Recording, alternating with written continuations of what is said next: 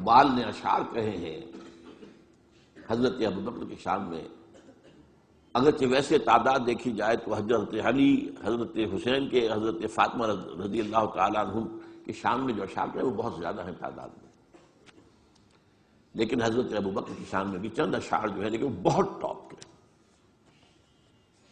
امن الناس بر مولائے ماں، کلیم اول سینائے ماں،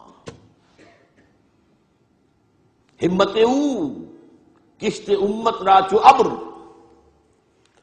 ثانی اسلام و غار و بدر و قبر۔ یہ دو اشعار بڑی بڑی یوں سمجھ لیجیے کہ غزلوں پر اور مسئلے ابھارے۔ امن الناس، حضور نے فرمایا تھا مجھ پر جس نے کوئی احسان کیا ہے میں نے بدلہ چکا دیا ہے سوائے ابو بکر کے، اس کے احسانات کا بدلہ صرف اللہ دے گا۔ امن الناس بر مولا، میرے مولا محمد صلی اللہ علیہ وسلم پر سب سے زیادہ احسان کرنے والا کون؟ ابو بکر۔ اور کلیم اول سینائے ماں، جیسے صحرا سینا پر، کوہ سینا پر حضرت کلیم اللہ سے ہم کلام ہوئے، تو نبوت محمدی کے پہاڑ پر سب سے پہلے ابو بکر آئے۔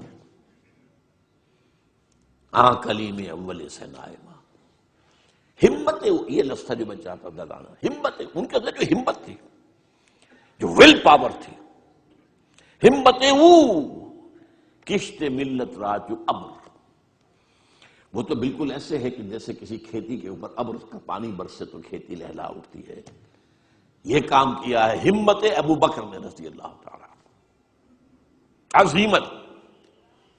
اور پھر جو بات کہی ہے ثانی اسلام و غار و بدر و قبر، پورے دیوان اسے ایک مصرے کے اوپر جو ہے نثار کر دیے جائیں۔ اسلام میں بھی نمبر 2 حضور کے بعد پہلے کون؟ ابو بکر۔ غار میں نمبر 2، غار ثور میں حضور کے ساتھ کون؟ ابو بکر۔